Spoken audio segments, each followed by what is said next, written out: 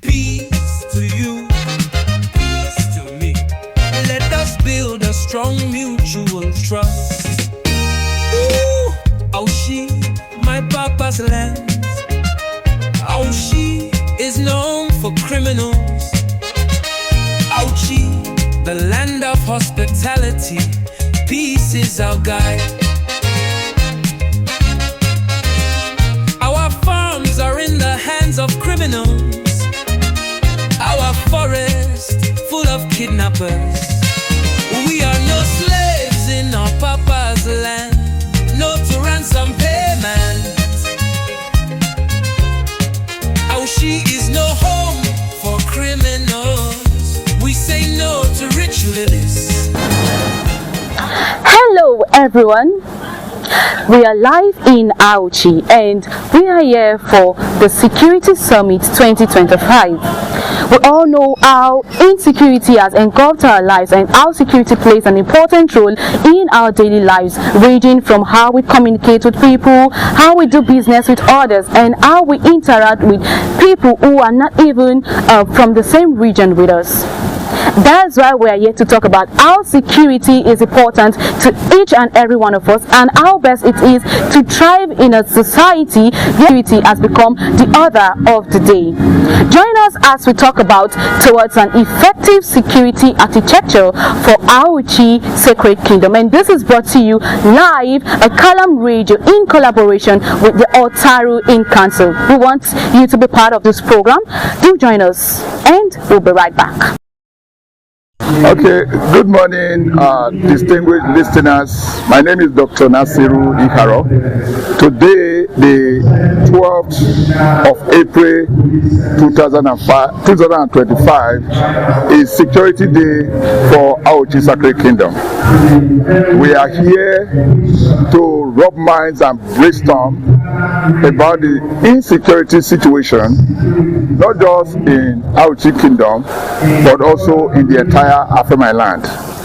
We have been inundated with issues that are related to kidnapping, armed robberies, rape, kidnapping for ransom, that is leading to poverty of the victims, trauma of the victims. And we are saying that Auchi Kingdom is not a conquered territory. So in order to prove that Auchi is not a conquered territory, we are here today to review the security architecture of Auchi Sacred Kingdom and see how we can improve on it, so that those who want to keep Auchi Sacred Kingdom insecure can pack their bags and go away. That is what we are saying. They should pack and go. Auchi is a peaceful place. It's a rendezvous of people who want to come here and do business, make money, live in peace. So if you want to alter that situation, we are here today to look at that architecture and see how best we can frustrate you in your effort to make Auchi unsecure. So we're inviting you, for those of you who are not able to be here at the venue here at the Otaru Palace Auchi, which is the venue of this summit. We have a Zoom meeting that we have arranged so that you can log in from anywhere in the world and be part of the event today. Until then, you stay tuned.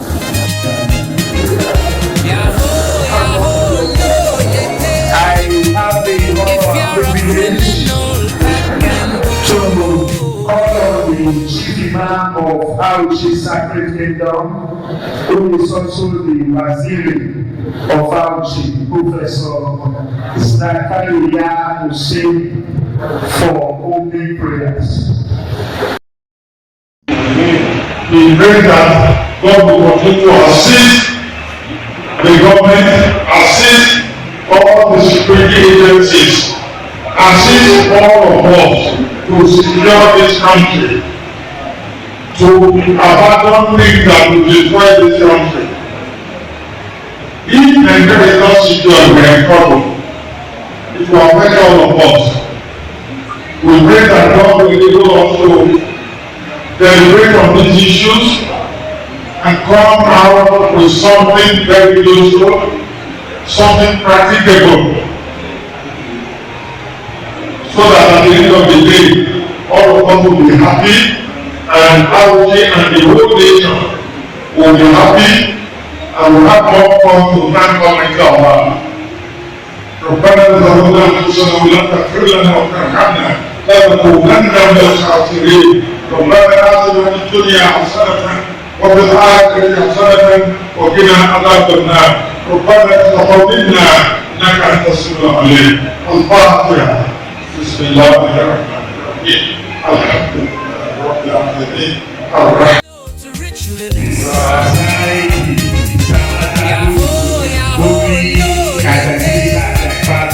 If you're a criminal, back and roll.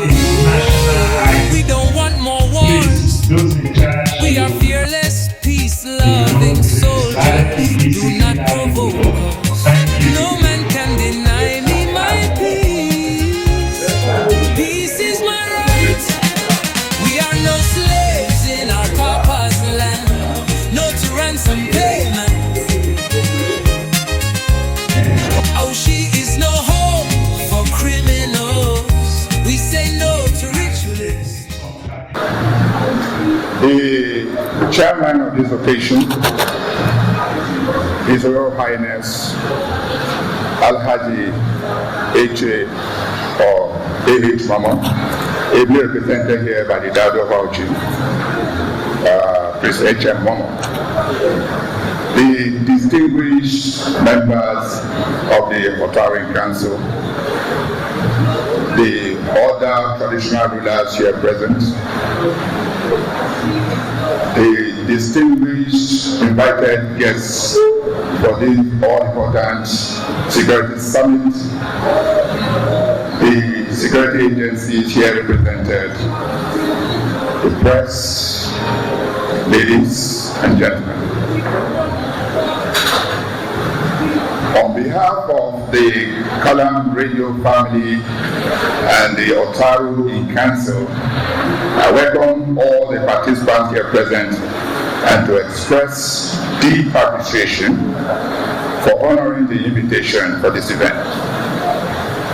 The Auchi Kingdom Security Summit we are holding today, the 12th of April 2025, is like no other summit because it is born out of a strong will of the indigents and residents of Auchi Sacred Kingdom, ASK, to eradicate the sources of kidnappings, armed robberies, cultism, stealing, ritual killings, rape, and other criminal incidences that have resulted in victims' trauma, loss of property, and death in the kingdom.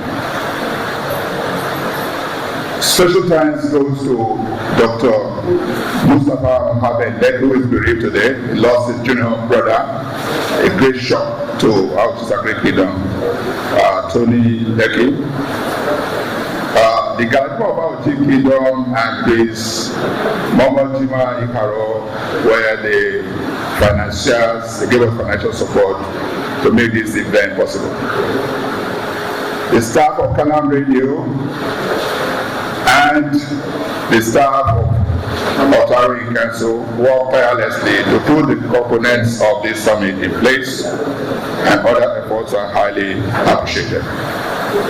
Kalam Radio is involved in this project because of its corporate social responsibility in eradicating and promoting peaceful coexistence between indigents and residents in Auchi Sacred Kingdom, and also to play its role in finding solutions to burning issues of insecurity in the community and its environs. Kalam Radio is also involved in this project because as a commercial radio pioneering digital broadcasting in Afamaland, it is well aware that business does not thrive in insecurity, and there is a growing concern that the criminal elements being expelled from the neighboring states of Ondo, Kogi, and Delta are finding haven in ASK, significant enough to disrupt the peace, business, and commerce in the kingdom. For our traditional rulers here present, it is so that the knowledge shared here today in this summit will help in the design of a more effective security architecture in your various domains. There is an expected collaboration, especially in the areas of shared intelligence and search and rescue operations that go beyond the Auchi Sacred Kingdom boundaries. Hence, we thank you especially for honoring this invitation. These summit objectives include, that is, at the end of this very particular summit, the following objectives are expected to be achieved. 1.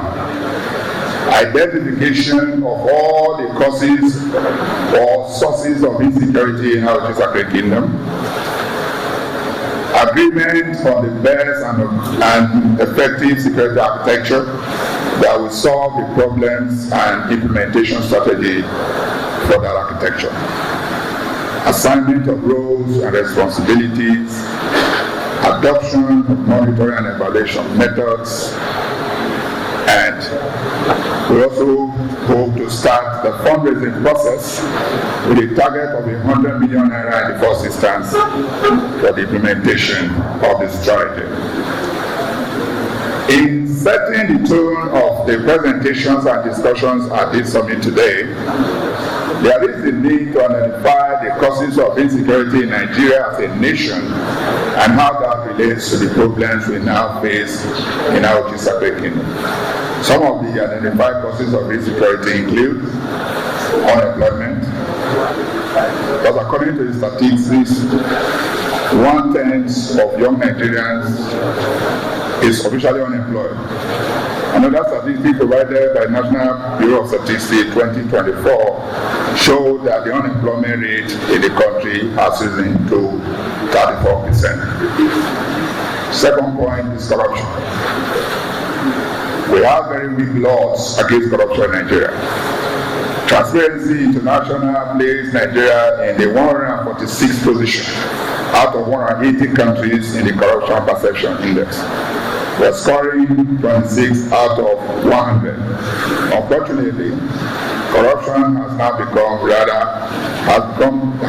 the norm rather than the exception. The other point is imbalance in social investments from state to state. This implies low investment in education and health. The other point is a high influx of arms. Smugglers use the porous coastal borders of the country to sell arms. The corruption and weak judicial system only help smugglers to sell even more guns. They provide pistols, shotguns, assault rifles, grenades, explosives, and against the people and the security forces. Open borders is another issue. The country has borders that are poorly guarded. Insurgents from other countries can infiltrate the country with no problem. The situation is especially dangerous in the northeast. The federal government cannot provide enough troops to secure the borders. Then we have the issue of the weak judicial system. The weak judicial system is one of the biggest causes of insecurity in Nigeria. Because the people feel insecure when criminals and terrorists go free after arrest. The other point is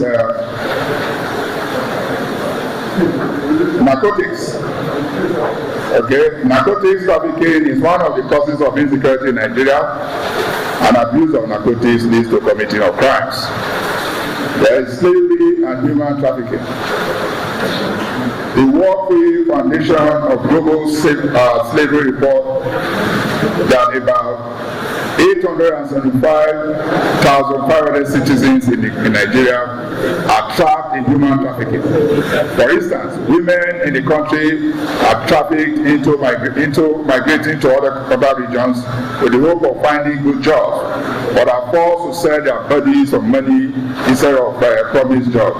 Some of them are able to protest abroad. The criminal situation in the country is there.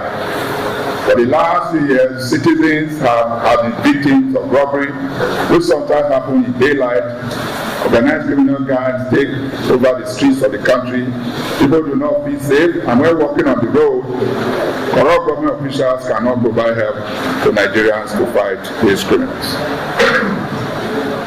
Terrorist threats, and this is very, very key to us here at ASK. Terrorism in the country, which includes kidnapping for ransom, is not a new problem. Boko Haram and Niger Delta Avengers are two prominent terrorist organizations that we know. Okay? And they cause most of the damage in the country. Now we are now having pockets, sleeper cells, and all that. And the government is doing its own effort. So what are the proposed solutions? The government must generate new jobs to battle unemployment, and citizens must use their initiative to open up new opportunities for themselves. I will see some of those solutions in the course of the presentations that will follow. The issue of corruption can only be overcome when we have selfless leaders who will go the extra mile to effect changes in different types of government, such that any corrupt person needs to be dealt with, and as a result, everyone will have equal rights, and there will be more honesty and transparency in the system. The most effective strategy for the federal government to address the issue of imbalance in the nation, that is, to equally develop the various geopolitical part of the country. Having a strict, just, and fair judicial policy is very important. Any criminal that is caught should not be allowed to go unpunished. The government must guarantee the transparency of judges' judgments and authority. The federal government should add more soldiers to the border patrol in order to address the issue of open borders. It should also teach citizens how to defend their areas from insurgents. The authorities can halt firearm proliferation by establishing guidelines for anybody who has a firearm. And if somebody is discovered to possess a weapon without authorization from the government, they should be dealt with. Narcotics is one of the main contributors to crime, and to combat that, the government should start working with other nations to educate their people about the danger of narcotics, launching a global probe into the issue, and establishing accountable organizations that will be beneficial. Forced labor and human trafficking as problems, the public should combat these crimes. Cases of slavery or human trafficking must be reported. The federal government needs to pay attention to the problem of this illegal activity to ensure that the law is fair and punish those who break it. To get rid of the main terrorism organizations in the nation, the government needs to make tough laws and enforce them against terrorism, and enforce them against corruption too. Tough laws against corruption. It can also teach the next generation about the negative effect of crime and how they influence society. In conclusion, the presentations and questions and answer sessions for this summit will bring out the action points to ensure a more secure Auchi Sacred Kingdom. Yet, it is the commitment of the indigenous and residents to the security project that will sustain the peace. This summit is a call to action, a call for all to contribute financially and otherwise to the ASK Auchi Sacred Kingdom security project, because security is everybody's business. From intelligence gathering to search and rescue situations, the people and community must be involved. That is the only way the message can be clear to those who may think that Auchi Sacred Kingdom is a no man's land, or that Auchi Sacred Kingdom is paying well on ransom for abduction. After this summit, it is expected that all criminal elements will pack and go. Otherwise, it will be considered as a declaration of war on Auchi Sacred Kingdom. When there is a declaration of war, the rules of engagement usually changes. And Auchi people are not known to be covered in wars. Auchi Sacred Kingdom is a peaceful place to stay and do legitimate business. And we, the stakeholders, are committed to keep it that way. May the Auchi Sacred Kingdom security architecture succeed. God bless ASK and our people. God bless the people of Edo State. And God bless the Federal Republic of Nigeria. Thank you.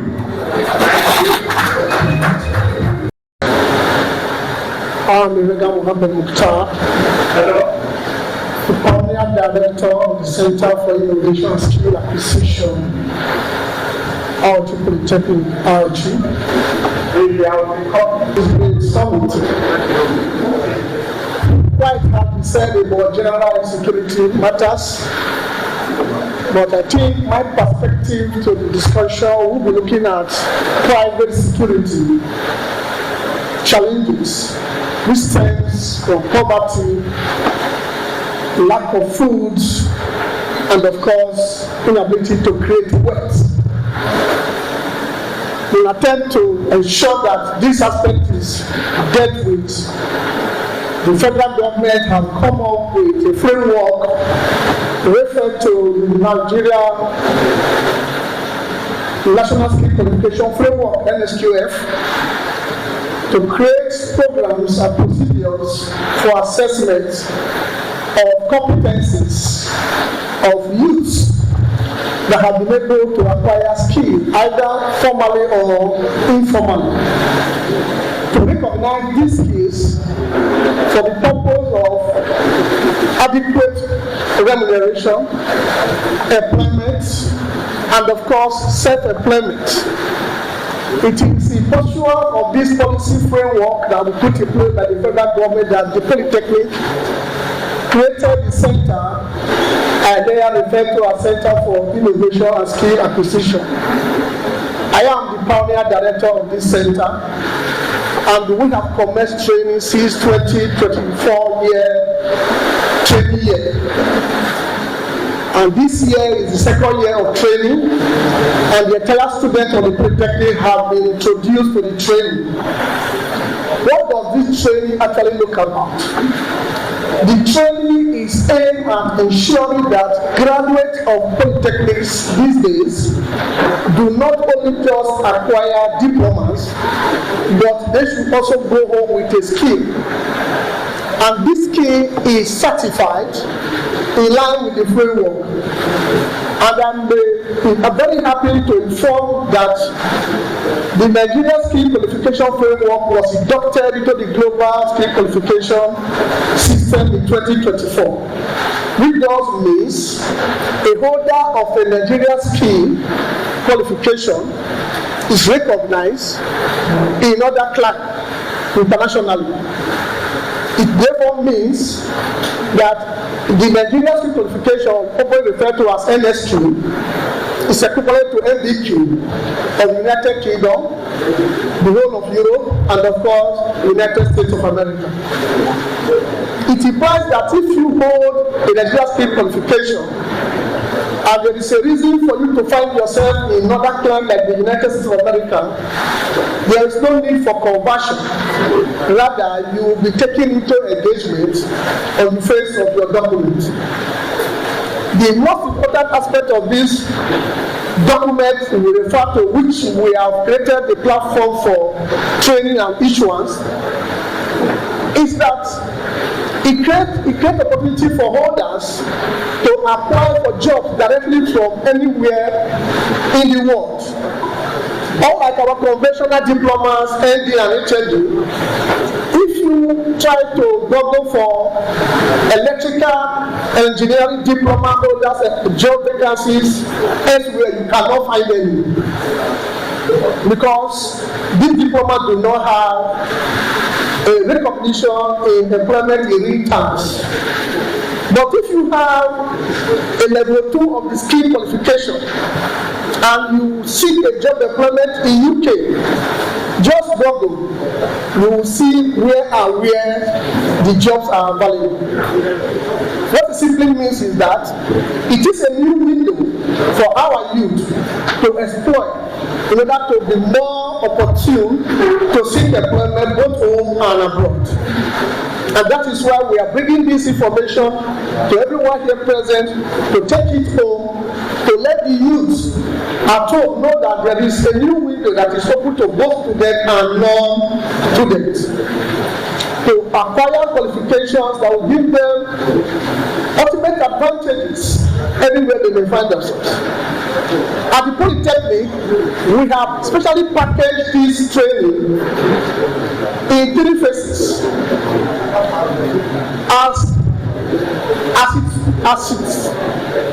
As it is, learners are open to either taking NSQ separately or take NSQ and go for technological innovation and go for entrepreneurship training.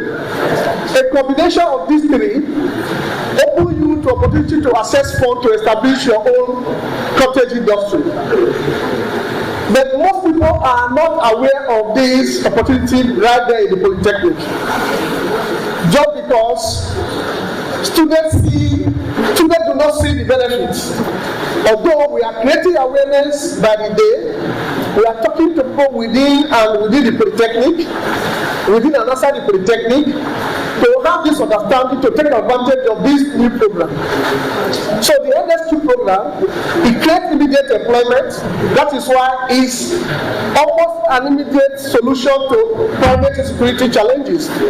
Because within 4 months of completion of your training, you can either employ yourself or be employed by somebody. Because you have a skill. You will not wait for somebody you will not be looking for a job like professional certificates that you have to go around the year asking for opportunity. Rather, the skill qualification gives you room. Even during training, you can even find yourself engaged in any 1 or 2 naira here and there because you have skill competence. So we bring this to you here today as part of solution to the security challenges we are having all over the whole place. This year training has commenced and there is no time frame for engagement. A learner comes in at his own time and you are admitted and your period start counting. So there is no semester, there is no holidays. The skill level takes a minimum of 4 months to acquire. The skill level are level 0 to 9, where level 9 is equivalent to PhD by rating. Government have already identified this qualification here in Nigeria. In 2024, the head of service of the Federation issued an equalization memo that equates the skill levels with conventional qualification and levels of consideration for employment. To cut the story short of this, in this regard, level 6 of the qualification is equivalent to BSc. So as we speak now, if you acquire skill qualification to level 6 as we speak, the Polytechnic is employing now, and your area of skill is considered relevant, and you are to be employed without primary 6, without ND, without HND, without BSc, then you only have level 6 of that skill. The Polytechnic have no option other than to engage you to level 6, to level 7 of the Polytechnic of the civil service cadre. Because the head of service of the Federation has, as of 2024 June, issued a circular to all government educational institutions to so recognize the skill qualification. So it's as interesting as that. Why the national diploma is equivalent to level 5 of the skill qualification. And other levels are in that comparison up to level 9, which is said to equal to PhD. To make it clearer to you, you will see most often we have expatriates around, foreign expatriates around, even within our communities here. They could be Chinese, they could be India, they could be Arab expatriates all over the whole place. None of them is coming here with a university degree or a PhD. What they come here with are skill qualification. And when they are employed in the organization, they boss our degree holders all over the whole place. They are given security apparatus and they are paid in dollars. But it's only Nigerian youth or Nigerian labor that is exploited globally. Nigerian youth, they struggle They have to go about through desert and seas. And when they find their way there, they will be employed and exploited because they don't have backup for skills they have, even when they have the skills. So to correct these anomalies, the federal government come up with the National Skill Qualification Framework to address skill competencies. So as a Nigerian, once you hold this qualification, you do not actually need to risk your life through the deserts or through the seas to go to abroad. All you simply need to do is to meet appropriate agencies within Nigeria, and of course, a group is trying to put up an agency around this community as soon as possible, so that our youth graduate for the skill qualification program do no longer need to actually be seeking job within the community or within Nigeria alone, so that they can be exposed to opportunity to get engaged abroad. I think that group is working, and not long from now, you begin to see that you can secure a job from Auchi in US, in UK, and in some other places. This is true. But because Nigeria cannot participate in international projects because we don't have qualification. Even as we speak now, the Nigeria, Mali pipeline, gas pipeline to Europe, Nigerians are not there. Why? Because the Nigerians that are interested don't have qualification. What is required is skill qualification in welding, fabrication, gas, and all of that. Meanwhile, these are things that are already taking place here in Auchi Polytechnic, where we have been able to, out of the 82 skill areas that are available, 62 of it is being carried out here, in partnership with private individuals and within workshop in the school. We give glory to Almighty God, and we thank the organizer of this summit, the Calamari, to my elder brother, Prince Dr. Nasir Ikaro. The Royal Highness present here, all the protocol to be observed. We give thanks to Almighty Allah. As the altar, our job, our work in the bush. Although the end said that we are father, if I put on my regala, you will look me like another person. So that's why I put on a brother to come to this place. Our experience so far with the altars, we normally do our bush combi.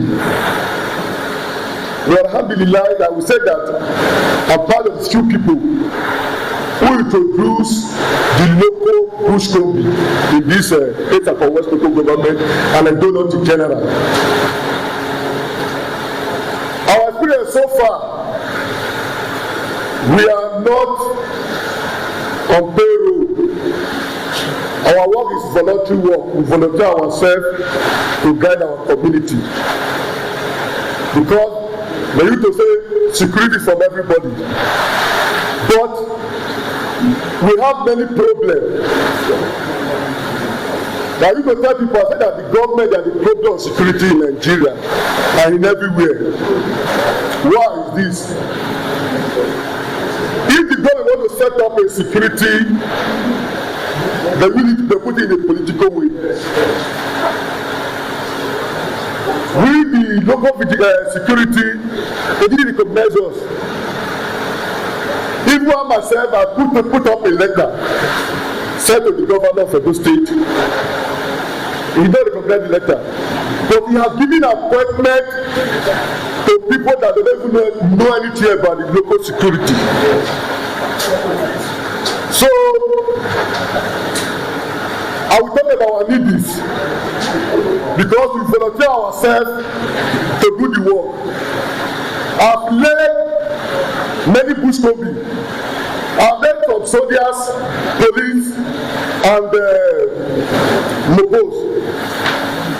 They will testify that, as our elder said, we know the terrain, we know the bush.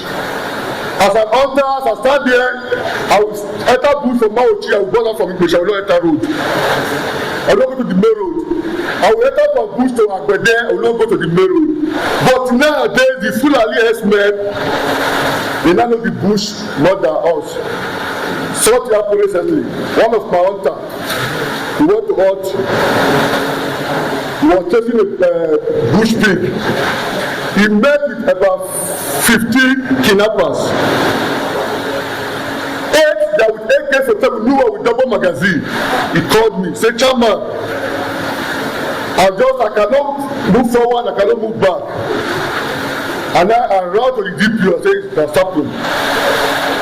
Unfortunately, the DPO give me 2 policemen. One with rifle, one with this shell gas gun. So when I went to the bush, the kidnappers, about 50 of them, they shared themselves. Some moved toward to Mishi, according to him. Some moved toward to our side here. He now say people should not come home because what he saw with his naked eye, what we have cannot start with them. It's true. So I called DPO and said, please, we need more men. We are waiting for the rescue team that they go for Benin. Unfortunately, those kidnappers they left. Even the person I'm talking about, the gun that it's a stick, not a gun, because you should have what you call it a gun. Because it was tied with a rope and a rubber. According to our father, it's a poke. When he said poke, before you use that to remove it, everywhere is finished. So that's why we did not get them that day. So what I'm talking about is what we need empowerment. Everybody says security. Look at here. There is a letter to everybody. 2 people have security in mind. 2 people. But what does it happen? Where is the hunter? Where is the vigilante? People are not doing anything. You know what I'm talking about everywhere. To get a packet of granite, it's about 60,000 naira. You have 25 pieces. So what's our problem? So we need empowerment. The empowerment we need is the bush is there. We are ready to work. I'm a family man. As I tell people, if I tell me politics, the other we did we sponsor it by ourselves. Every day we spend about 50,000 naira. We sell our machines. So now, with all of us, we are family men, we are farmers. Even me, I'm a farmer. So we don't have great today, end of our expecting we have a first salary. No. But we still do this work as what to do. Alhamdulillah, something happened that time when a group of cows, they are passing through against. So we drove there, the Gaba is aware, to express, they go and pass express.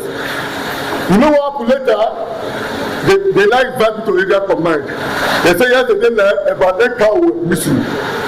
After 8 cows were missing, to contribution we pay for the cows. We pay. Later I run out to the point and say, you have to see what happened. Or terminally, we borrow money to pay because the main chair that they came from Kogi State. You know, when the chairman saw me, said, no, the way I see you, you are not the person that will do all this. I said, it's true. And we didn't do a testing or keep cow. But right there we pay. They said we should go and settle ourselves. We said that we pay. Then our terminal reports all the money that where we took money from. So it's a very big challenge. What happened the other time? The other time, something still happened. We went to the bush. When I want all the thing we carry a cigar, or can't make a barrel. But every day they will still stop you on the road and say, where is your ID card or your license? Even though we cross, it's our member, I said, go and bring your ID card. But all those people they are moving with AK-47, they are moving with compassion. Where are they getting this gun from? So now, tell our people that if people should come and empower the local security, let the governor, let it go my body. Not to give you are giving local security appointment to politicians. When people are doing the work, so let me carry up.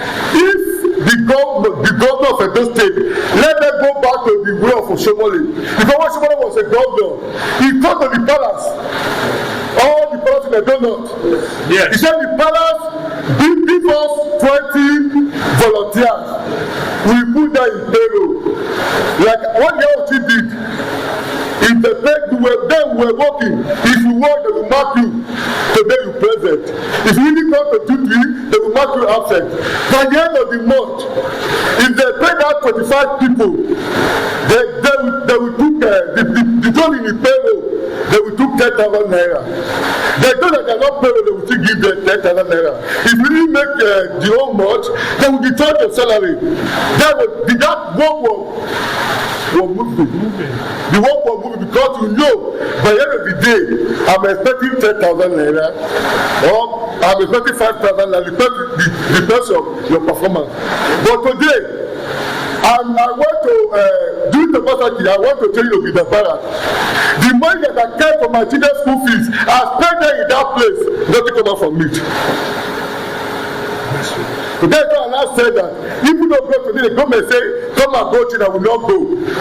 Because the certificate you will give me, you cannot take me to anywhere.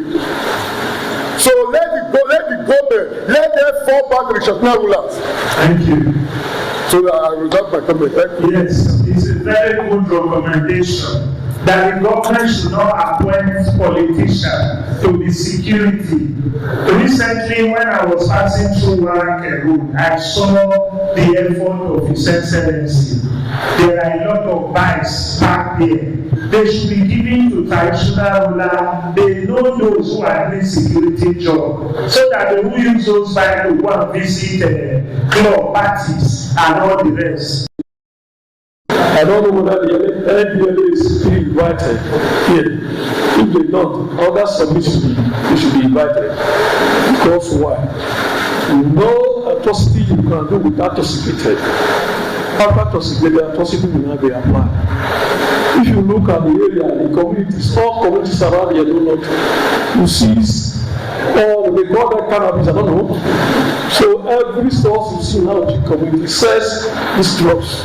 What are they doing? I met them when I said, Commander, look at the situation on the ground. Walk me to your system. I'm able to eradicate this system. You know what he tells me? He says, Jagaba, you know you can do this job effectively. More than they said, that is the truth. But he says, if one be arrested, took to Benin, before you know the person has tried to lock them up, what do we do? We are supposed to arrest the Benin again. I said, well, you're supposed to do the news and follow up the duty. That's not arrest. Arrest and nothing they do. And if you look at the cases what we have today, you may arrest after suffering from the bush, neither suffering from outside to the police station. What do you see now? You see the companies now be outside with you, starting laughing at you. What will you do if all these things are put in place? Then, like what my colleagues have just said the state government to do this. I think that was really means. State government to do this. I standing before you, I the first person to start vigilance noise and always. I started it. Nobody. When I was appointed as the chairman of Western Auchi in 2002, as an example, this was 6 years, starting as the chairman. I decided to introduce Western West in 2004. I introduced the first person to introduce it, I don't know, in 2007. It was me. Nothing like that before. All of us were doing it in different areas. This was giving a good positive to it. But unfortunately, when the government took over the system, we found it simple. And if you look at it, this says those security costs. I call it those security costs. That is what it is. If you look at the people that complain, if you are not part of that, if you are not because giving the people unless you not become a talks. How am I able to become a talks? It cannot be possible. Well, since I was appointed by the Auchi committee, I will stand by that to do the duty that the Auchi committee gave to me. I will do forward. I did not want to do the job. No. And I I think I went to do vigilance, but I look at I will allow my people to say, let me suffer for them. This is my goal. This is what I stand for. This is what that is stand for. When we say we are not power, we are not, that is the truth. But that's not the goal of the I think there was one commissioner of police that came down. The one he says, so we cannot remember anything because somebody calls you. He says, for you to do the same thing. That's the truth. When I wake up, I found that I wanted to describe my community. I start my eat. Then the community now to propose themselves to assist us.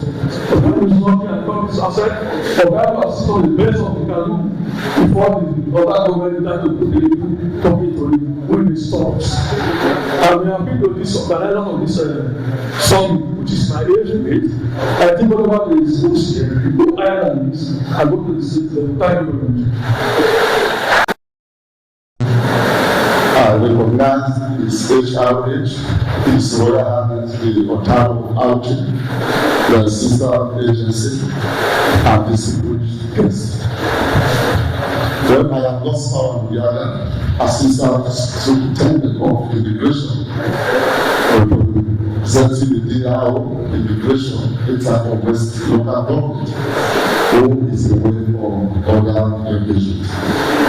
One thing with NISA Immigration is also an organization that deals with the issuance of passport, that is international passport, border management, and also migration management. I want to speak of migration management.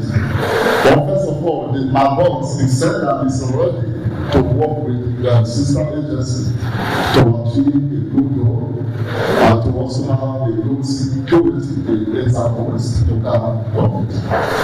Well, if we just need to know that it is very good for a landlord to know his tenant.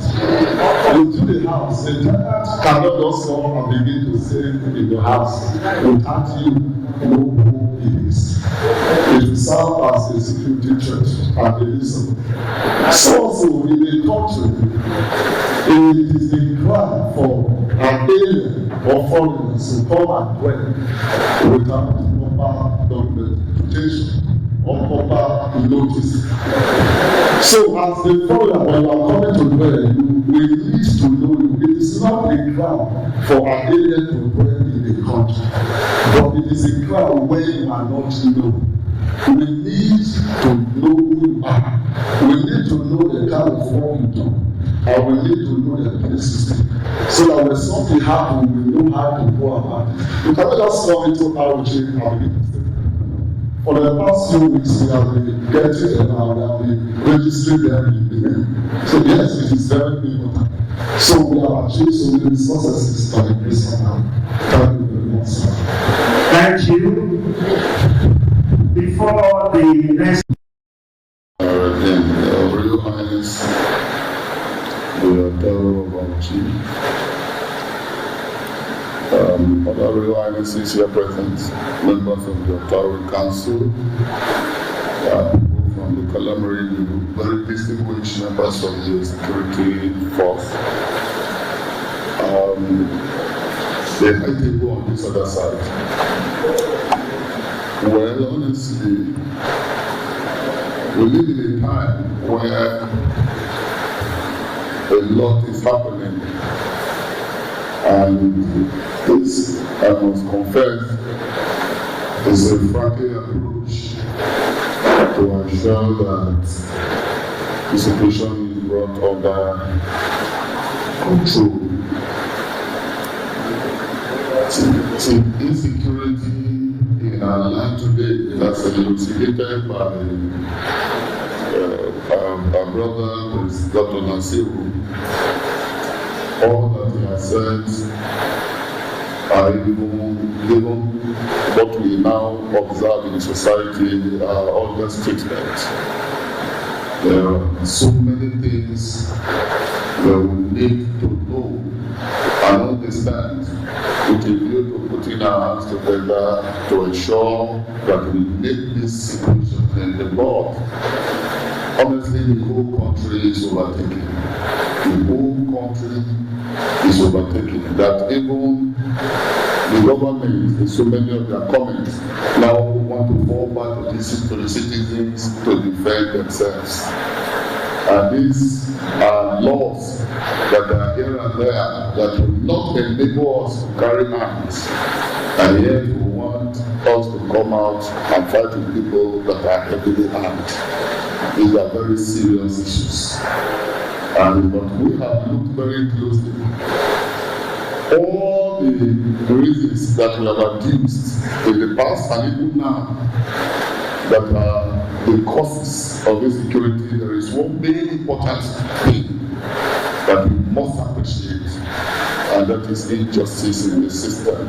There is so much injustice that is in the area of our country, and of course in the greatest, so to say, of the reason why insecurity is a thing that is plaguing us. And this injustice stems from inequality as mentioned by Dr. Nasir. Now, I just was ruminating over a certain situation where, like in the power sector, I'm just giving an example. One is under an estimated billing, and you have been out of life for the past 3 weeks because you do not have a meter for a phone that is not yours. At the end of the day, after you have suffered heat, darkness, and spoilage of your food items in the refrigerator, at the end of the day, the government will still give you to pay for having suffered and lost a lot. And you ask the question, these are things that precipitate anger. And at the end of the day, people begin to misbehave. And this is what we have. Now, my own part, giving it a religious thought, honestly, we cannot begin to use one method and be getting particular result. We still continue to use the method and expect a different result. It will not work. I think at this point, the government may need to be rethinking. Only a few days ago, we had the shout of the governor of Borno that about 3 local governments have been submerged and taken over completely from him, Zulu. And one minister quickly raised her voice and said, no, that is not true. Minister Ogozi said, but said, that is not true. That Nigeria is winning the war. And I agree. But every day we see people being killed, people are maimed, even right very close to soldier checkpoint there, and how the guy was killed. And up to date, we've not gotten sufficient report about it, or why he was killed, and that's at that point. So many of these things are happening. And they no longer even wait for us in the farm. We can no longer go to farm. We are suffering. Food prices have skyrocketed. A lot of things are happening here and there. We can't go to our farms. And now we are even in our homes. They now even come to our homes and ask us to come out. They carry us in their vehicle and go to wherever they want to take us to, as if we are strangers in our land. I appreciate this state program on behalf of the Otaru and the council so very much. But I want to suggest that we need to give it at this point a different approach, and that should be Sharia approach. Because, for example, in the time of Sayyidina Umar, looking like Allah says in the Quran, إنما جزاء الذين يحاربون الله ورسوله أن يقتلوا أن يصلبوا أو تقطع أيديهم وأرجلهم من خلاف أو ينفوا من الأرض ذلك خزي في الحياة الدنيا. This is what the Quran says. Allah says the punishment for he who waged a war against the state. I mean, what is more a war than the one we now experience? Is for you to remove their heads, kill them, or you banish them from the land, or you have their right hand cut off and the left hand cut in alternate side, or you remove them from the surface of the earth. This is what the Quran says we should do. But we pay political and lip services to some of these issues. They caught somebody, take him to the police station, and arms and so many other evidences. What we hear is that there was nobody to prosecute him. Why would the state not prosecute the individual? Haven't found evidence with him or against him. Why would the state not take it up from there to fight and convict the individual and make the individual to face persecution so that other people will learn? And you see from corners, we begin to get calls, and that they say one big politician is saying that it's my relation, I have interest in that matter, I am going to talk to him, he will change. How are we going to solve this? A woman cried out during the time of Sayyidina Umar, the second Caliph of Islam. A woman cried. He shouted. He said the woman was sick and was raped. The woman shouted. I said, where is the president of the Muslim nation? Who is going to protect my rights? And Umar got the idea of this. Umar came, and this individual was fetched out, was brought from wherever he was. And Umar gave the individual the sword. I said, do what pleases you with this man who was taken away from you forcefully. And the woman raised the hand and severed the head of the idiot. And when she removed the head of the idiot, she took a sigh of relief, saying, I have taken vengeance. We must take our own destiny in our hands. I think a time has come where we will all begin to be trained. Let everybody in this country become a military officer, a police officer, by extension, and they let us carry arms and all defend ourselves. Otherwise, nobody is defending us, and they are killing our people, raping our women, people in our very presence. And you see them on social media, they are burning people alive, nothing is happening to them. They are going there out there scot-free. They have armories. We have the last thing I want to say is that corruption is a serious factor. Corruption.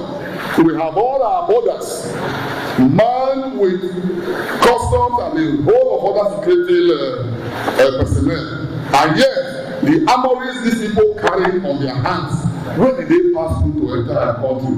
We don't produce these things. Where did they bring them to? So these are issues, and the ones that we managed to catch the other day to say they were hunters. Who am I to say they are not hunters? Thank you. The hotel of Auchi,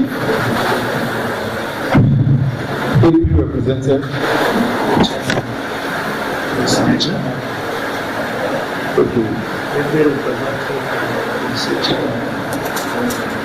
Other royal highnesses here present, heads of security agencies, distinguished invited guests. Good morning. I'm Lieutenant Colonel H. as earlier introduced. I'm representing the Commandant, Nigerian Army School of Electrical and Mechanical Engineering. I want to, first of all, appreciate the organizers of this summit for the laudable initiative, and the timeliness is really apt. Then, secondly, I wish to convey my commandant's message that he is willing and ready to collaborate with sister security agencies and all stakeholders in the security business to ensure that Auchi, the peace and security in Auchi is maintained. But having said this, we all agree with me that security is not a business for the security agencies alone. It's a business for everybody. We carry out the action, but we solicit for cooperation from the populace by way of availing us with information. Then the security agencies, which we are part of, will do the needful. To cap it up, from our own involvement in the security business in Auchi, we've observed the proliferations the increase in proliferations of small arms, particularly pump actions, in the hands of people who don't have any business to do with security, especially in the general area of Iberakam, which is our immediate neighbor. And I also want to draw the attention of the stakeholders and everyone here to that observation. Thank you very much. This is our God.